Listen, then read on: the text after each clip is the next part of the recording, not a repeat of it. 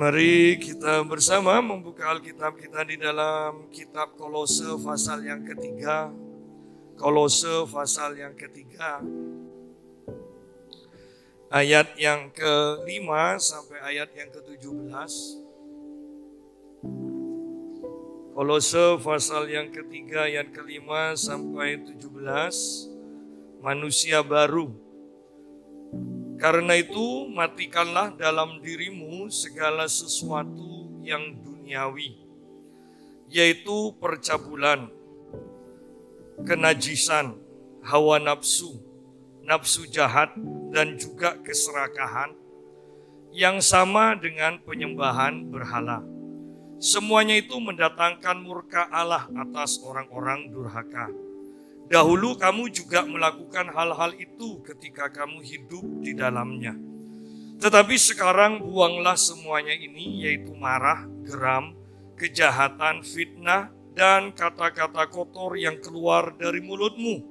Jangan lagi kamu saling mendustai, karena kamu telah menanggalkan manusia lama serta kelakuannya dan telah mengenakan manusia baru yang terus-menerus diperbaharui untuk memperoleh pengetahuan yang benar menurut gambar kaliknya.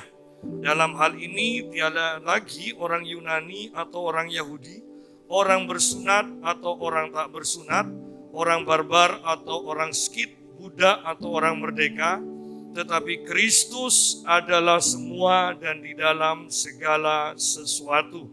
Kita berhenti sampai sini dulu. Tadi pagi kita sudah bahas tentang manusia baru juga yang diambil dari kitab Efesus. Kitab Efesus itu berbicara tentang gereja adalah tubuh Kristus. Sekarang kita juga akan membahas tentang manusia baru yang diambil dari kitab Kolose. Kitab Kolose ini berbicara tentang Kristus adalah kepala jemaat. Ya, jadi ini saling melengkapi. Kitab Efesus adalah gereja, adalah tubuh Kristus. Kitab Kolose berbicara tentang Kristus adalah kepala dari gereja.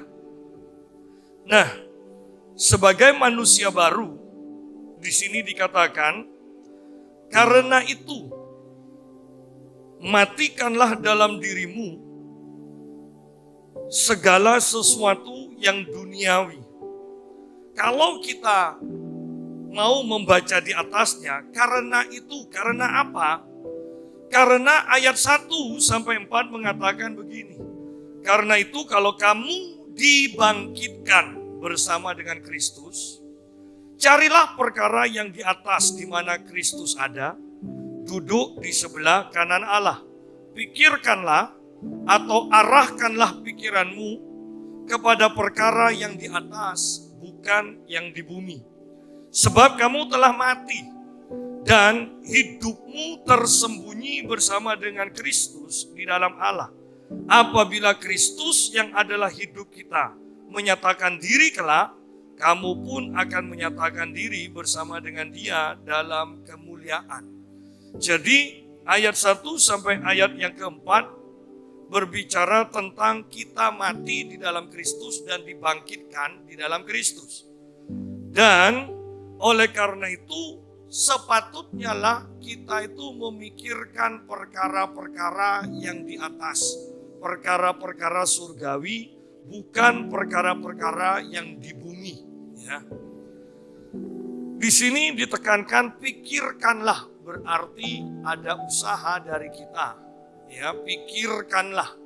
Jadi pikiran itu tidak boleh kita mengatakan, sudahlah terserah, pokoknya yang masuk dalam pikiranku adalah pikiran Tuhan. Oh, tidak bisa. Bahkan dulu banyak hamba Tuhan yang berpikir, tidak usah persiapan, pokoknya nanti ayat-ayat itu akan dimunculkan sendiri oleh Tuhan. Oh, belum tentu itu dari Tuhan. Setan pun bisa memberikan pikirannya kepada pikiran kita. Ya. Oleh karena itu kita sungguh harus menguasai pikiran kita dengan sengaja, dengan usaha. Dikatakan pikirkanlah perkara yang di atas, bukan yang di bumi. Kenapa? Karena sia-sia. Tadi pagi kita bahas, sia-sia kita memikirkan yang di bumi. Kenapa?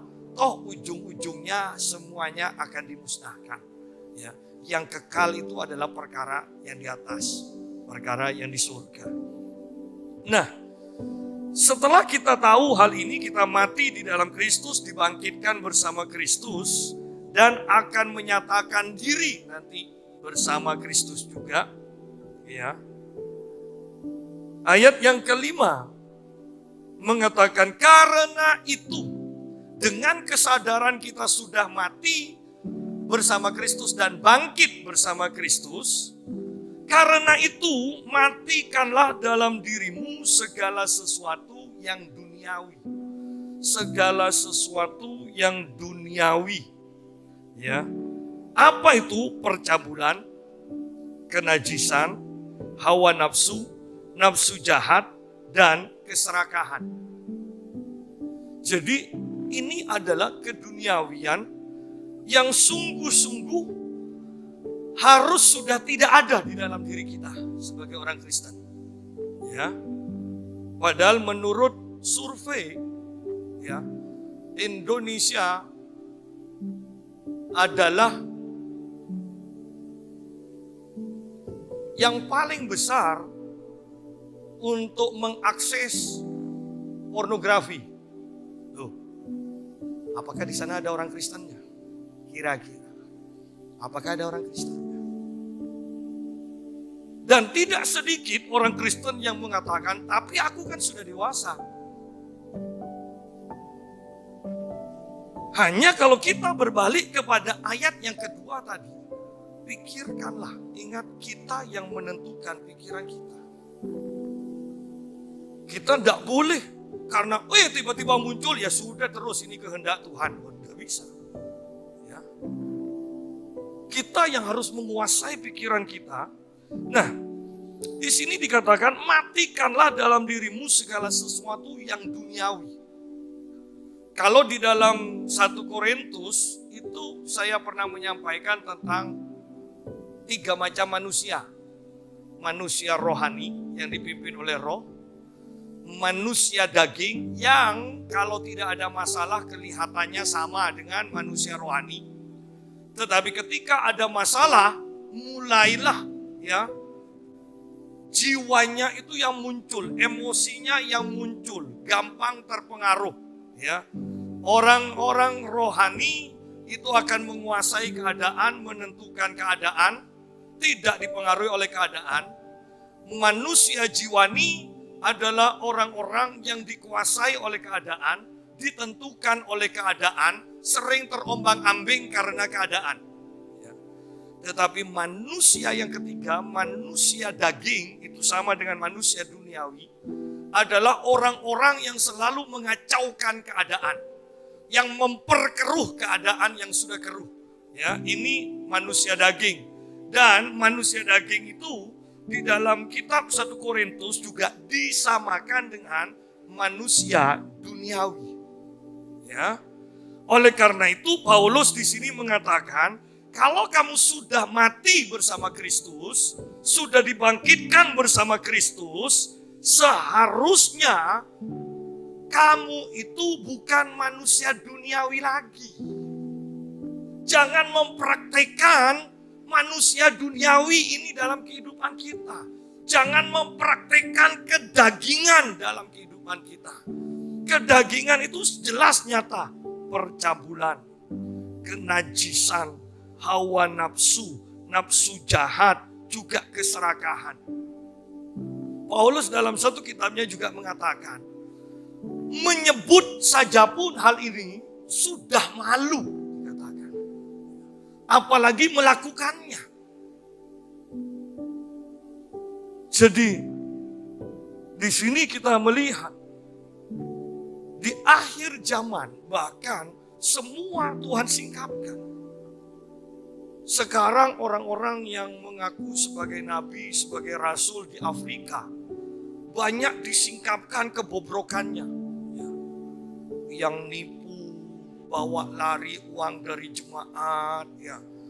yang juga memperkosa. Loh, ini pendeta-pendeta loh, bukan hanya jatuh dalam dosa perzinahan, tapi memperkosa. Itu banyak sekali. Mereka juga mencari uang dari gereja.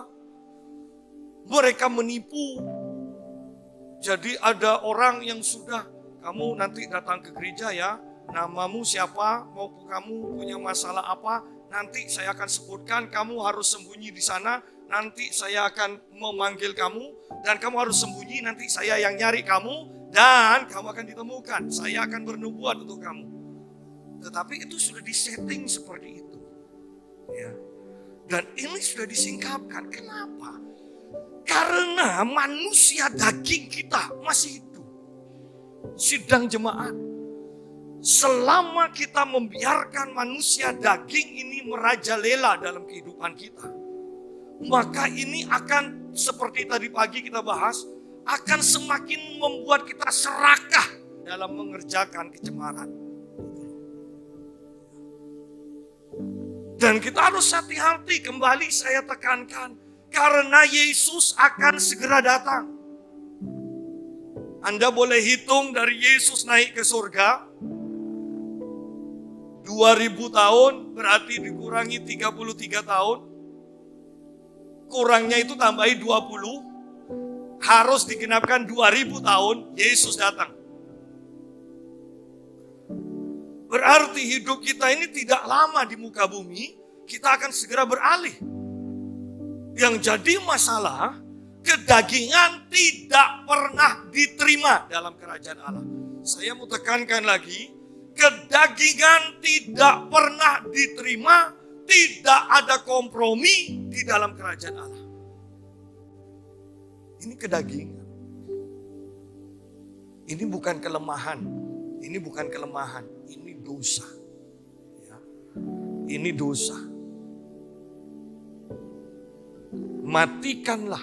Oleh karena itu di sini dikatakan matikanlah. Kenapa? Ini dosa. Ini tabiat dosa. Ini daging.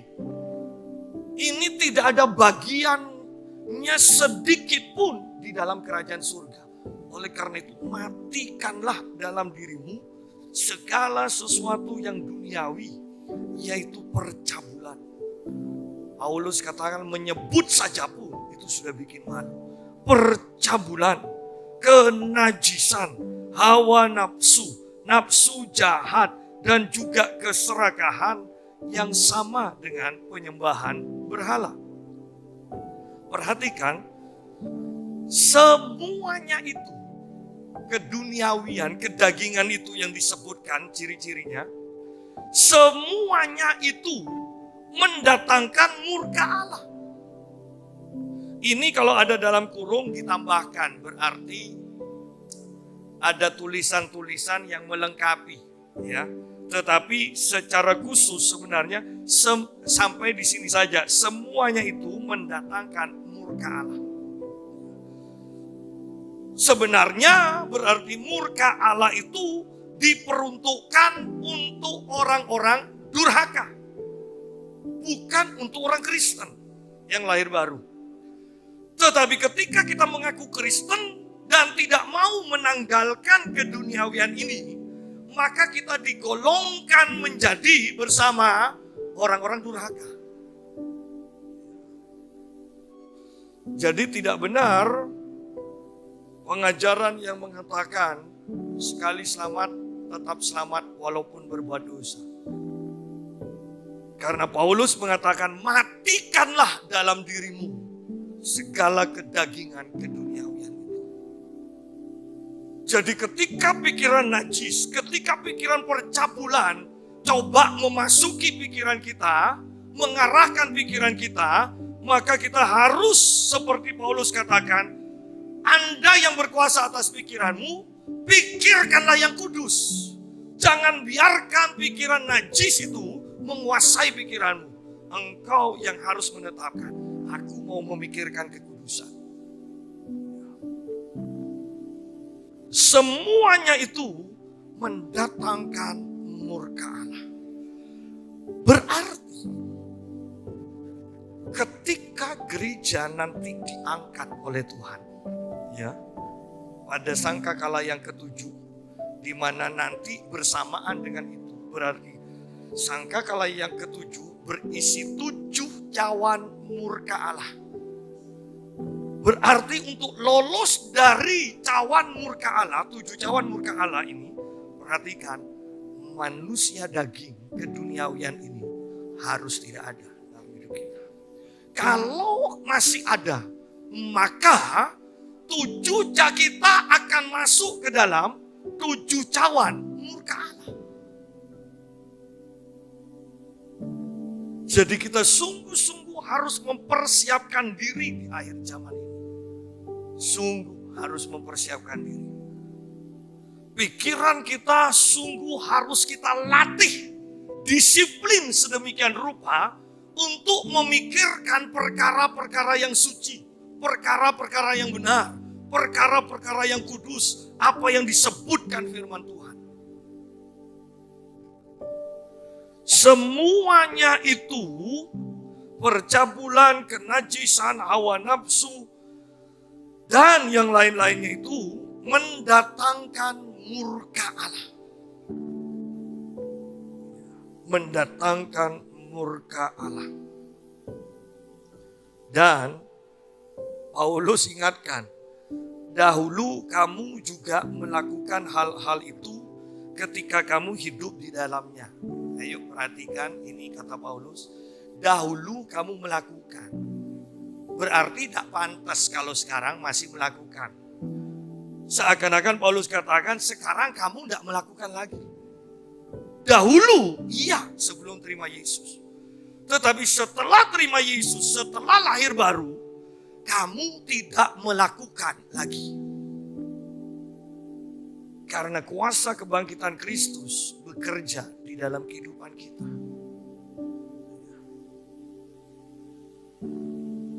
Nah, setelah itu, setelah kita tidak melakukan kedagingan atau keduniawian itu, sekarang dikatakan, sekarang ini yang harus menjadi tanggung jawab kita.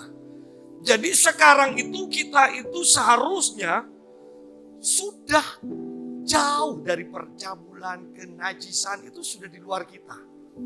Ya. Yang menjadi fokus kita sekarang dikatakan, tetapi sekarang buanglah semuanya ini. Apa ini? Buangnya seperti yang tadi pagi. Buanglah semuanya ini. Apa? Yaitu marah.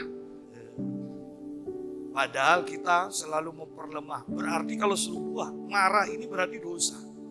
Bukan darah tinggi. Ya. Kalau darah tinggi Anda mumet, silahkan tidur. Tidak perlu ditambah marah. Ya. Tetapi sekarang kamu sudah tidak melakukan keduniawian itu. Yang kamu harus urus supaya kamu sempurna, supaya kamu layak di hadapan Allah. Sekarang buanglah semuanya ini, yaitu marah, geram, ya, mendem, gergetan. Nah, ya. Jadi orang itu santai aja, jangan gergetan terus. Takut ketika gregetan tidak kembali ke awal, ya kan? Saya ingat istri saya cerita pendetanya di Lombok punya anak begitu nakalnya sampai marah dan ketika dia nunjuk anaknya cekap. Sekarang tidak mau marah-marah lagi ke anaknya. Ya. Makanya jangan geram, ya. Jangan geram, karena 80% lebih penyakit disebabkan karena dosa. Ya. Enggak Pak Yusa, saya enggak berdosa. Hanya pegel Pak, pegel. Sudah ada bagiannya. Ada murka Allah, kita enggak usah tambahi murka Allah. Ya, ada bagiannya. Sudah, kita itu santai. Urusan kita adalah terima berkat Tuhan. Ya, urusan kita adalah terima berkat Tuhan. Tetapi sekarang buanglah semuanya ini. Buanglah semuanya. bukan hanya satu, bukan hanya dua. Semuanya ini yaitu marah, geram, kejahatan. Kejahatan itu berbicara tentang hati kita yang penuh dengan rencana-rencana jahat. Ya. Geram, kejahatan, fitnah, dan kata-kata kotor yang keluar dari mulutmu. Ya. Jangan lagi kamu saling mendustai. Padahal kita itu biasa. Misalnya ketika kita ditegur, kita salah. Biasanya kita akan jelaskan, ya Pak Yusa, tidak seperti itu. Sebenarnya seperti ini, ya. Sebagian besar ceritanya itu benar, tetapi dibelokkan sedikit. Ya. Itu dusta. Kita menganggap remeh. Kita merasa jijik dengan perzinahan dan percabulan, tetapi dusta, marah, ya, fitnah dianggap biasa. Padahal jelas di sini kita punya Bapa di surga. Ada lagi satu Bapa, yaitu Bapa segala pendusta. Kita harus pilih itu.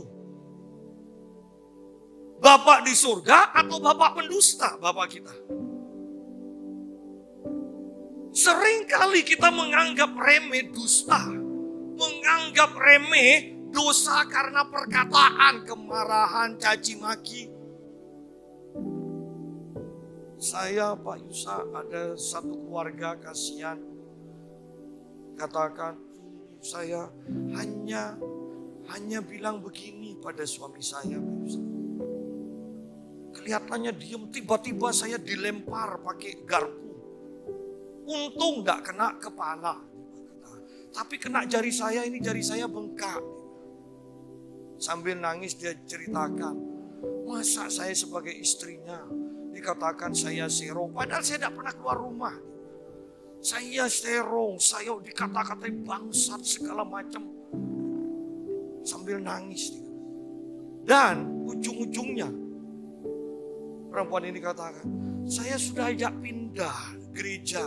Apa di gereja itu dia tidak bertumbuh pelayanan, tapi kata-katanya ke saya bangsat apa segala macam dikatakan.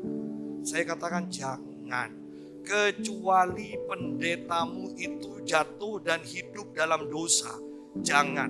Perkara suamimu berubah atau tidak, itu tanggung jawab suamimu ketika mendengar firman. Mau taat atau mau semaunya sendiri. Tetapi yang saya mau katakan, bahkan orang-orang Kristen, bahkan yang pelayanan, lihat, bukan ke orang lain, kepada istrinya sendiri. Kata-katanya seperti itu. Ngeri. Kepada istri atau kepada suami, kata-katanya begitu tajam, menyakitkan. Anda tidak bisa mengatakan, tapi memang gaya saya seperti ini. Kalau itu gayamu dahulu, sekarang harus berubah. Karena Roh Kudus adalah roh yang lembut. Sidang jemaah. Ketika kita tidak mengasihi istri kita, suami kita, anak-anak kita. Dan kemudian orang lain mengatakan, tapi orang itu baik kepada teman-temannya.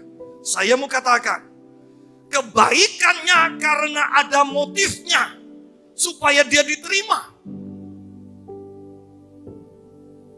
Tetapi perhatikan, segala tindakan yang kita lakukan karena tujuan-tujuan tertentu, maka kita tidak akan bisa konsisten selamanya seperti itu.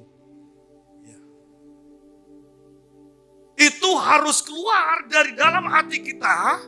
Itu memang adalah diri kita yang sebenarnya, ciptaan baru. Sehingga kita bisa sungguh-sungguh konsisten.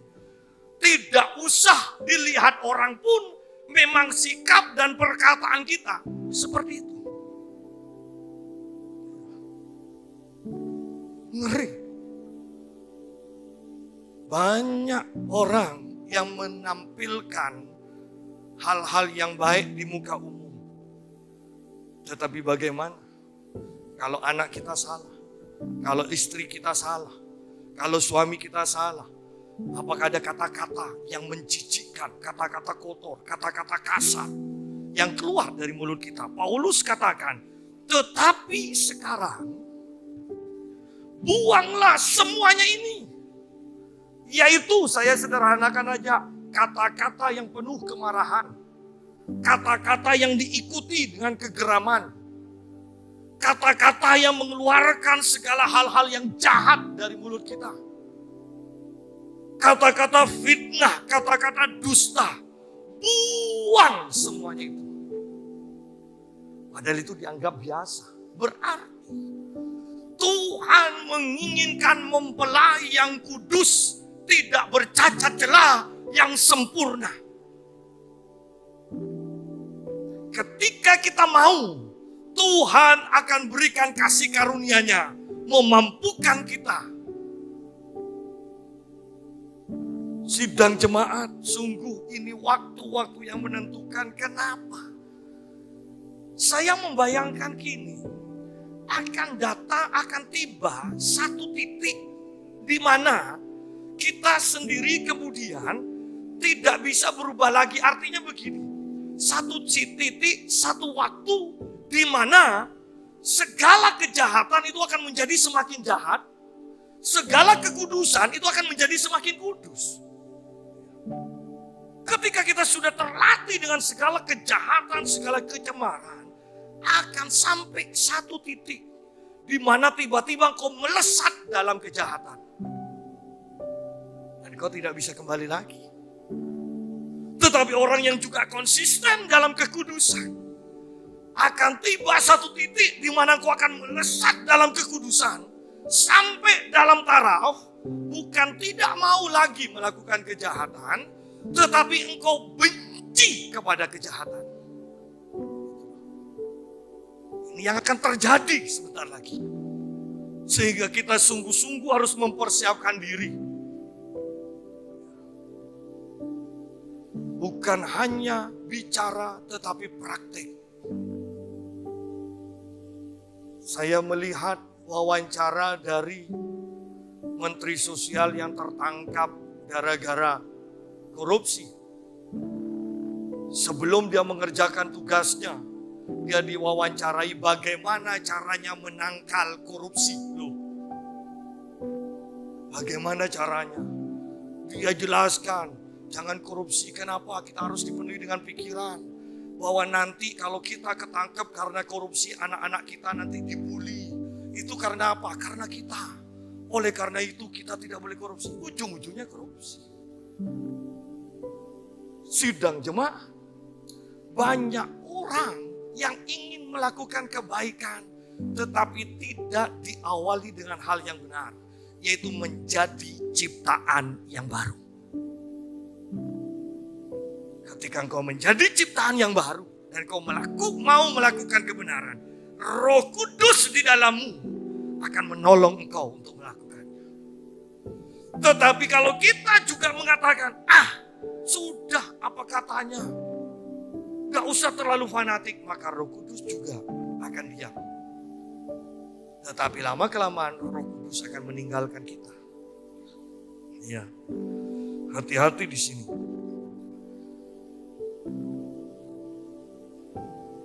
Ayat yang ke-10.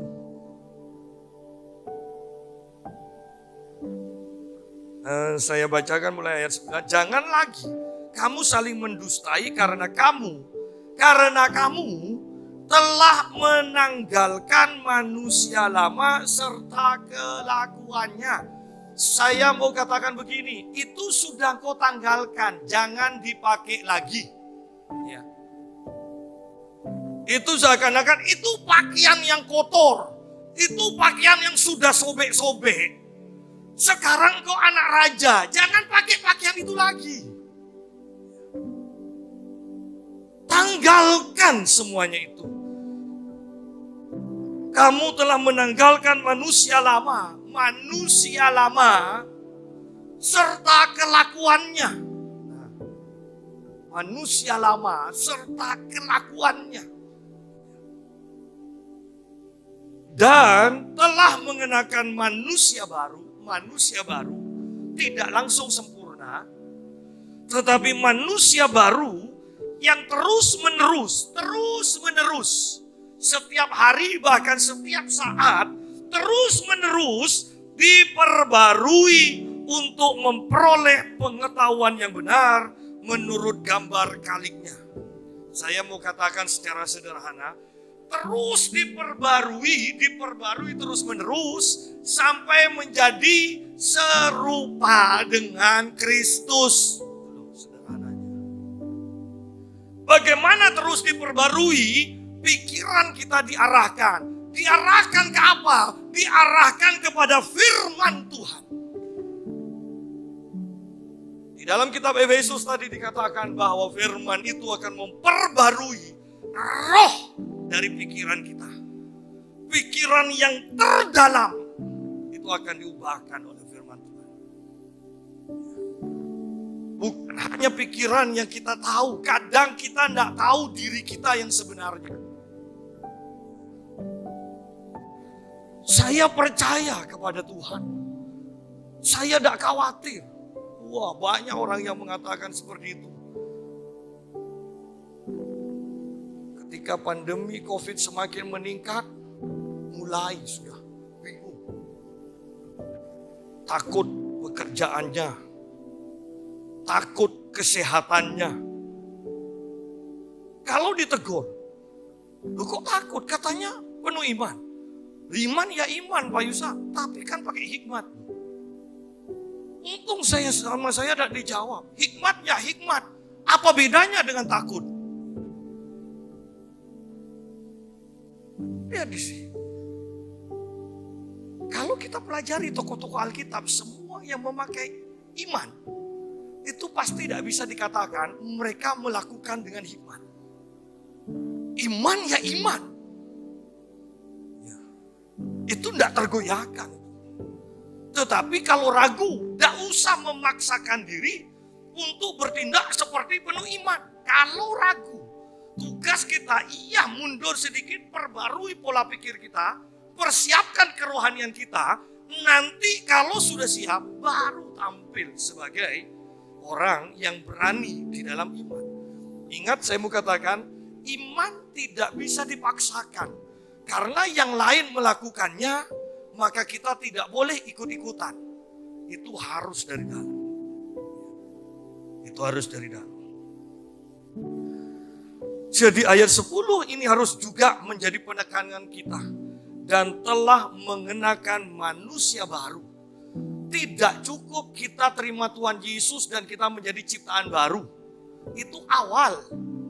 Kita menjadi ciptaan baru tapi harus terus-menerus diperbarui. Untuk memperoleh pengetahuan yang benar menurut gambar kaliknya. Untuk menjadi serupa dengan Tuhan.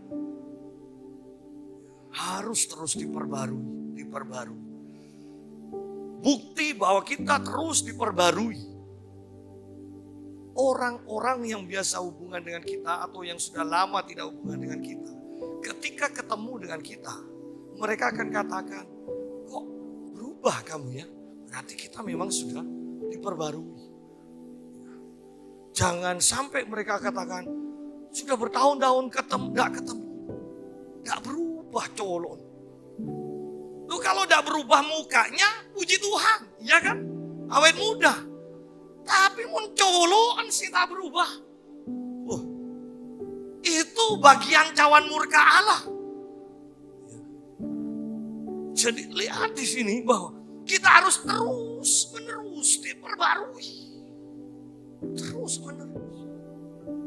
Ya. Harus ada perubahan.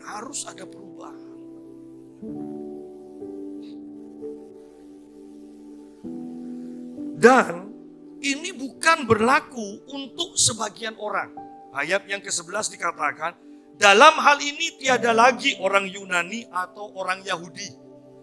Ya. Orang Yahudi tidak lebih baik daripada orang Yunani atau orang Indonesia atau bahkan orang Madura. Kadang orang-orang Kristen pun masih terjebak dengan berpikir orang Yahudi itu lebih disayang Tuhan. Oh tidak. Tuhan berkenan kepada orang yang mentaatinya. Tidak ada perbedaan di sini. Bersunat atau orang tak bersunat. Jadi bukan hal-hal jasmani yang diperhatikan oleh Tuhan. Aksesoris yang kelihatan, bukan hati yang terpancar melalui kelakuan, itu yang diperhatikan. Ya. Orang barbar atau orang skit, budak atau orang merdeka, orang pandai atau orang bodoh, orang kaya atau orang miskin, tidak terlalu penting. Yang penting adalah kita terus diperbarui dan mau terus diperbarui.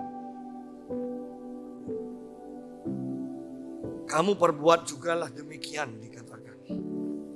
Karena itu, sebagai orang-orang pilihan Allah yang dikuduskan dan dikasihinya, kenakanlah. Nah, tadi kan yang enteng, yang kita anggap dosa yang enteng, marah, geram, fitnah, dusta. Sekarang juga hal yang enteng-enteng aja. Gak usah berkata aku mau membongkar balikkan Indonesia dengan kuasa Allah. Gak usah. Ya, ini yang perlu kita lakukan. Karena itu sebagai orang-orang pilihan Allah yang dikuduskan dan dikasihinya, kenakanlah belas kasihan, penuh dengan kasih, kemurahan, kerendahan hati, kelemah lembutan, dan kesabaran. Kan sederhana kan yang diminta oleh Tuhan. Bukan hal-hal yang spektakuler. Tetapi sifat-sifat ini akan membuat kita bisa gampang diterima oleh orang-orang di sekeliling kita. Sebagai ciptaan baru, Anda harus bisa diterima. Tujuannya apa? Supaya engkau menjadi terang, menjadi saksi bagi Kristus. Penuh dengan belas kasihan, penuh dengan kemurahan. Seseorang katakan pada saya di tempat fitness begini. Ketika saya berbicara dan dia katakan, jangan hanya ngomong terus, coba kasih. Dan beberapa orang langsung nyaut. Sudah tak usah soro, lah banyak lu segebri, iso-yusa. Saya sering bawa amino, saya sering bawa susu, saya sering bawa pil, pembakar lemak, saya bagi-bagikan. Dan orang yang tidak kenal saya katakan, melatih terus, kasih tahu, tapi cerai. Yang lain langsung nyaut. Jadi perhatikan di sini. Ketika engkau penuh dengan kasih, ketika engkau penuh dengan kemurahan, ingat tujuannya supaya engkau menjadi saksi bagi Tuhan. Seorang hamba Tuhan dari Natuna telepon saya. Dia katakan, bagaimana Pak Yusuf? Kabarnya baik, puji Tuhan. Puji Tuhan. Dan dia katakan, kamu itu satu-satunya teman saya. Yang lain tidak pernah memperhatikan saya. Kenapa? Karena beberapa kali saya transfer uang ke dia. Bukan saya kaya raya, bukan. Tetapi perhatikan, ketika Tuhan gerakkan kuasa ciptaan baru ini, mau tidak mau akan menggerakkan kita untuk berbelas kasihan, untuk berkemurahan. Gitu.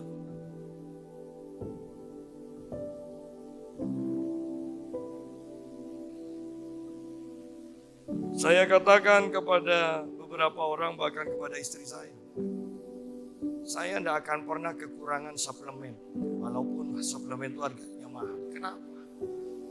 Karena saya tidak pernah pakai suplemen sampai habis.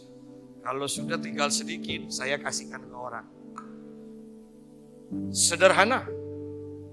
Tetapi saya katakan, saya tidak mungkin kehabisan suplemen. Kenapa? Karena saya sering tabur. Ketika engkau penuh dengan kemurahan, Tuhan bisa mempercayaimu untuk terus-menerus memberikan engkau berkat, mempercayakan berkat kepadamu.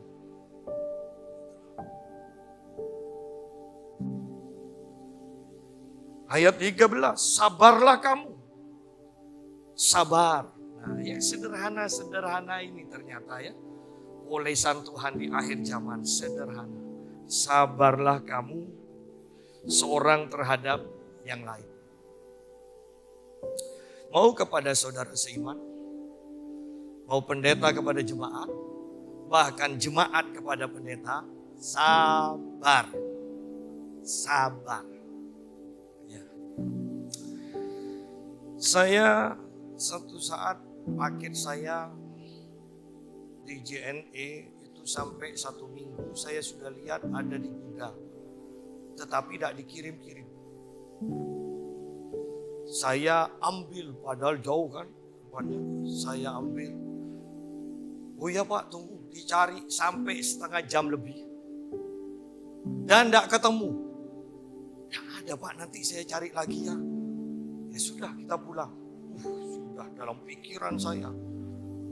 Kicong beri bintang situng, sokok tak beri bintang lema. Tetapi ya lucunya ketika itu sudah dikirim beberapa hari kemudian, saya tetap tidak tega kasih bintang 5. Tidak tega. Mesen lagi. Telat lagi. Sudah 3 hari sampai saya datang lagi. Saya marah. Marah saya. Ini kalau seperti ini, kalau saya ceritakan, saya tulis, nanti tidak ada yang ke JNE. Ya Pak, maaf. Dalam hati, tak nganggu ya JNE boleh.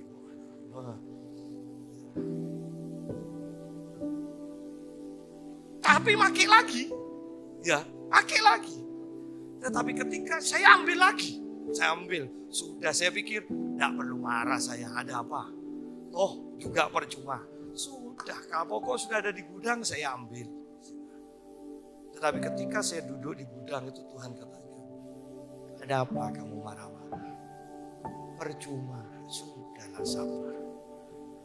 Dan lucu, ketika saya sudah kata, ya Tuhan sudah, saya mau sabar. Saya ceritakan kepada istri saya sampai rumah, Win, kata Tuhan saya harus sabar. Sudah, tidak perlu marah-marah. Nah itu memang seharusnya seperti itu. Anda tahu sekarang, tidak pernah telat. Ketika saya lihat, sudah masuk.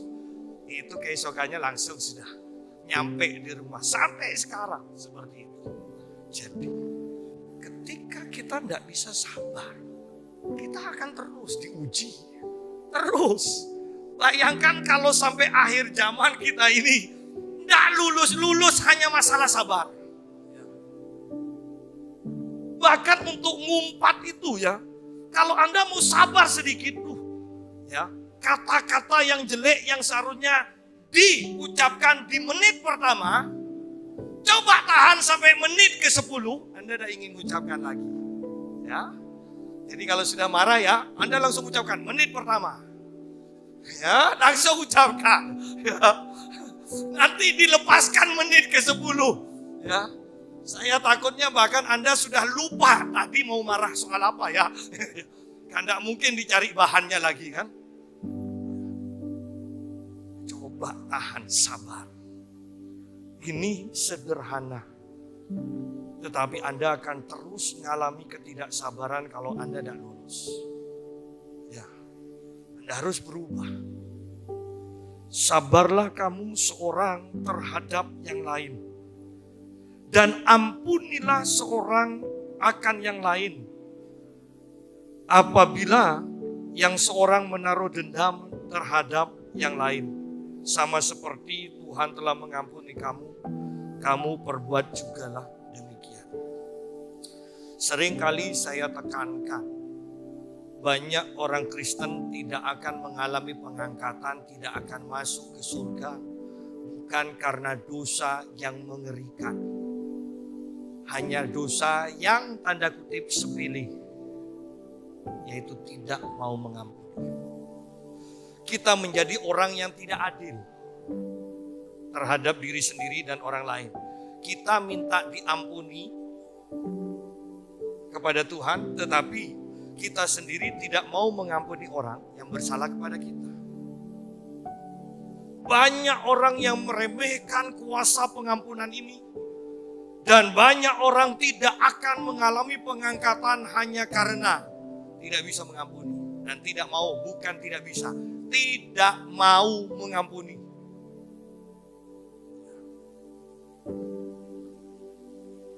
Ini remeh, tetapi ini sangat menentukan. Kenapa orang tidak mau mengampuni? Kok enak? Kan selalu seperti itu. Saya tidak salah. Orang itu yang salah. Biarkan Tuhan yang menentukan siapa yang salah, siapa yang benar. Dan enaknya kalau Tuhan sudah tentukan kita, orang ini salah. Ketika orang itu ngaku, Tuhan langsung ampuni. Seringkali kita tidak bisa seperti itu. Ketika orang ngaku salah, kita tetap katakan tidak ada ampun bagimu. Itu bedanya penghakiman Tuhan dan penghakiman manusia. Sering mendengar ucapan, permohonan maaf diterima tapi hukum tetap berjalan. Anda bisa bayangkan kalau Tuhan sampai ngomong seperti itu. Diampuni? Ya, tapi neraka tetap tersedia. Ya. Bedanya kembali saya mau katakan ini loh bedanya Tuhan kita dengan manusia. Dan kita jangan bersaing dengan Tuhan untuk masalah penghakiman.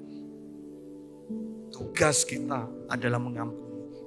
Bahkan kepada orang yang dendam pada kita. Sampai dalam taraf benci, memfitnah kita. Ayo kita katakan, Tuhan, aku mengampuni si A. Ampuni juga kesalahanku. Dan aku melepaskan mereka. Aku melepaskan. Anda harus tambahi kata mengampuni dengan lepaskan. Sehingga secara emosi kita sudah tidak ada sangkut pautnya lagi. Mendengar orang itu mungkin mengalami kecelakaan, kita tidak akan bersuka cita. Ya sudah, itu pilihan. Kan hanya seperti itu. Itu pilihan aja. Jadi keremehan, hal-hal yang remeh perhatikan sungguh-sungguh. Ya, sabar dan mengampuni. Wah, itu hal yang remeh. Sabar dan mengampuni. Hati-hati dengan perkataan kita, apalagi terhadap istri, anak-anak. Hati-hati. Tidak ada orang yang jatuh karena nabrak batu setinggi kursi ini. Banyak orang jatuh karena batu yang kecil. Ya, sudahlah. Kalau orang Kristen, ya, tidak mungkinlah perzinahan, percabulan. Kalau masih berarti bukan ciptaan yang baru. Orang Kristen hanya masalah-masalah yang remeh ini yang harus dihilangkan. Ya. Ayat 14, dan di atas semuanya itu kenakanlah kasih. Sebagai pengikat yang mempersatukan dan menyempurnakan. Kenakan kasih, kita harus saling mengasihi supaya kita menjadi satu dan disempurnakan. Saling menopang, saling menolong, saling mendoakan, peka terhadap keperluan, kebutuhan satu dengan yang lainnya. Karena ketika kita bisa membangun ini, atmosfer mujizat akan menyelimuti kehidupan kita. Ketika jemaat mula-mula melihat saudara seimannya ada yang kekurangan, ada yang kelaparan, mereka tidak sayang bahkan menjual ladangnya, menjual tanahnya. Padahal tanah bagi orang Yahudi, apalagi tanah warisan, itu harus dijaga. Bahkan Tuhan sendiri berfirman, tidak boleh menjual tanah ini. Itu harus diturunkan terus. Tetapi demi kebutuhan yang lebih penting daripada saudara seimannya, mereka bisa menjual itu. Oleh karena itu, sungguh kalau sudah masalah tanah warisan, saya mau katakan, jangan pernah rebutan. Karena ketika engkau masuk dalam ketidakadilan karena warisan ini, hidupmu celaka dan anak cucumu juga. Ya, gara-gara ketidakadilan dalam memecah tanah warisan, hidupmu dan anak cucumu selamanya akan terkutuk.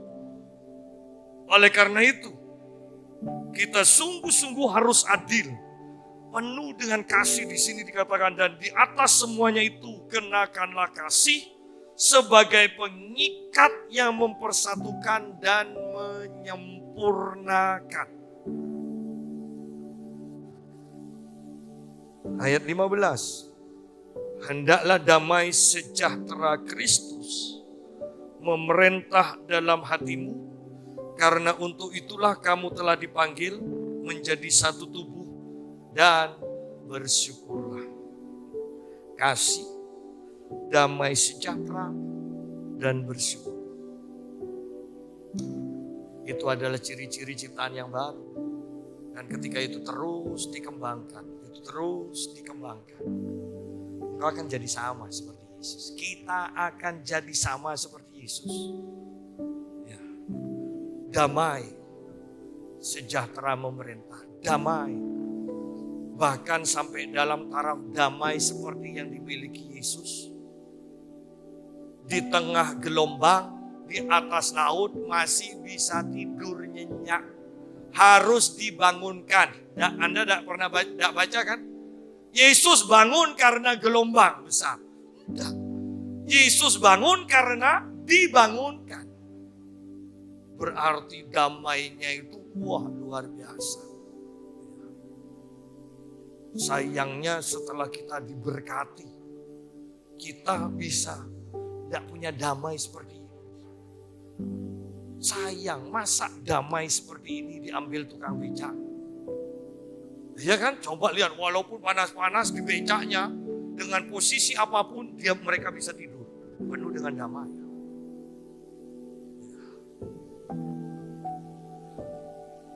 Damai, kasih, damai, dan bersyukur.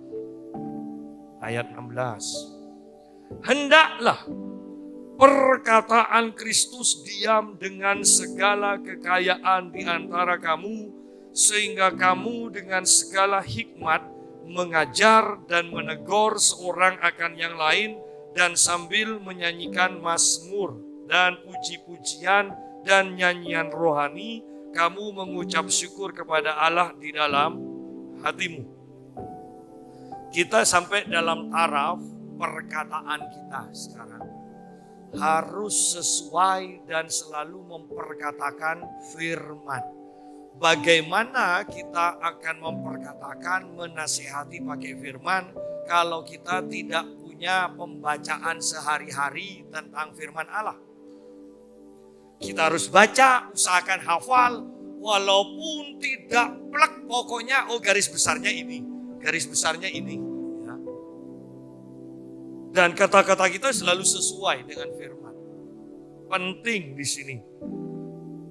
Hendaklah perkataan Kristus diam dengan segala kekayaannya di antara kamu, sehingga kamu dengan segala hikmat mengajar sesuai dengan firman Tuhan, menegur seorang akan yang lain sesuai dengan firman Tuhan, bermazmur sesuai dengan firman, menyanyi sesuai dengan firman. Ada nyanyian yang tidak sesuai loh dengan firman. Ada sebuah nyanyian yang mengatakan begini, ampuni kami Tuhan sekalipun kami tidak bisa mengampuni. Itu tidak sesuai dengan firman. enak dinyanyikan. Oh enak, tapi tidak sesuai.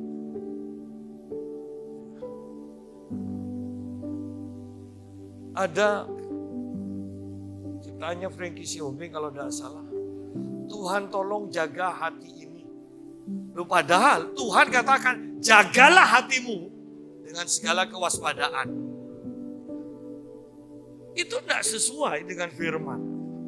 Oleh karena itu di sini dalam segala perkataan, ketika kita mengajar, ketika kita menegur, ketika kita bermazmur, ketika kita menyanyikan lagu rohani, kata-katanya harus sesuai dengan firman Tuhan. Bagaimana supaya bisa sesuai dengan firman Tuhan?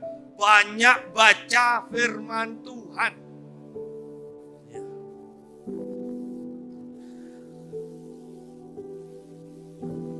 Ayat 17.